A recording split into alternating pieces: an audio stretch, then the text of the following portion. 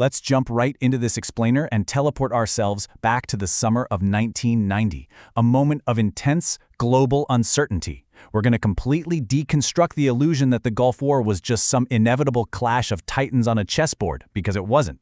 History is actually never quite that neat, is it? We are stepping into a living, breathing world where human psychology, crushing economic desperation, and fatal geopolitical blind spots all violently collided.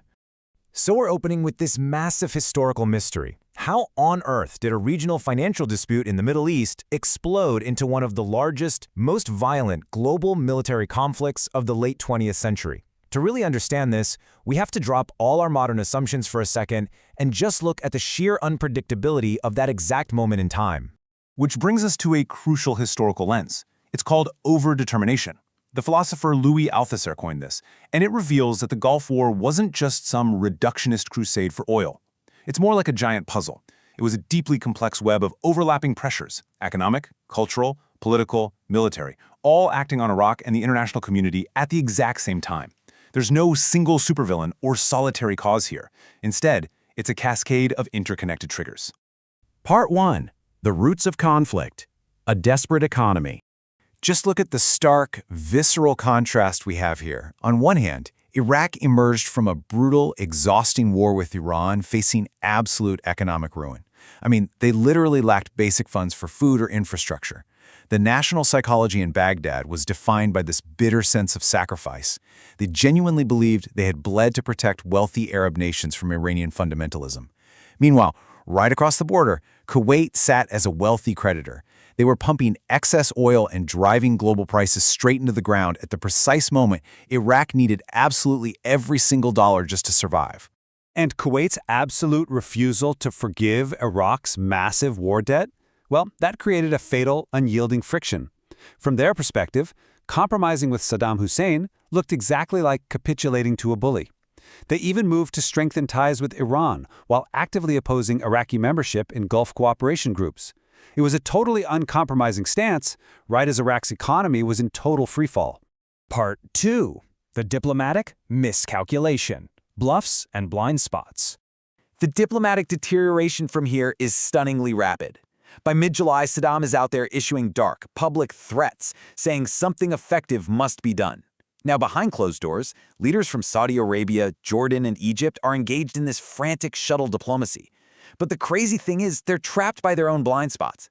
They simply cannot fathom one Arab army actually invading another. They treated it as mere posturing. So when a final Saudi-arranged meeting between Kuwait and Iraq ended inconclusively on July 31st, Saddam Hussein viewed that as the absolute end of the road. But listen, the fatal miscalculations weren't just regional. Take a look at this quote.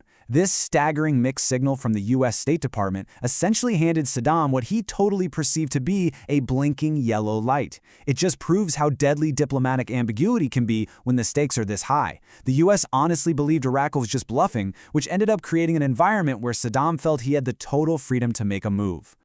The intense media fallout surrounding U.S. Ambassador April Glaspie perfectly captures this dysfunction.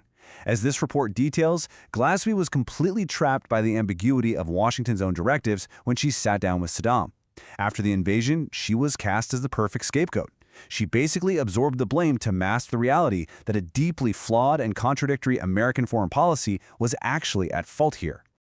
Part 3. August 2nd, 1990. Iraq invades Kuwait. The international panic to this was immediate, and it was absolute. You have to understand, this was no longer just a border skirmish between neighbors. If Saddam's mechanized units kept rolling south into Saudi Arabia, one man would suddenly control nearly half the world's oil supply, all backed by stockpiles of chemical weapons. It was a terrifying prospect of just unparalleled geopolitical dominance. Part 4. The coalition gathers, a ticking clock. The immediate global response was dangerously fractured. Arab nations were terrified of Western interference, so they desperately stalled for an internal Arab solution through the Arab League. The US and the Soviets, on the other hand, moved decisively with Operation Desert Shield to preventatively protect Saudi Arabia. And Saddam? He expertly exploited this massive disconnect in the hope for a regional solution to stall for time, digging his troops incredibly deep into Kuwaiti territory. But eventually, international patience completely ran out. the United Nations Security Council passed a series of resolutions, culminating in Resolution 678. Backed by a massive 100-plus country coalition, the UN set a hard, non-negotiable deadline for Iraqi withdrawal. That date was January 15, 1991. In a final, agonizing push for peace just days before the deadline, U.S. Secretary of State Jim Baker and Iraqi Foreign Minister Tariq Aziz sat in a grueling 7-hour stalemate in Geneva. And the result? A total rebuff. President Bush realized with a sinking gut feeling that Saddam Hussein was living inside a profound delusion. He was utterly convinced the coalition would blink first. I mean, direct communication had entirely collapsed at this point. President Bush had actually written a blunt, forceful letter directly to Saddam Hussein to bypass the yes men in Baghdad. But Tariq Aziz literally looked at the envelope on the table and outright refused to even touch it, let alone carry it back to his president. The pathway to peace was officially sealed shut by sheer hubris.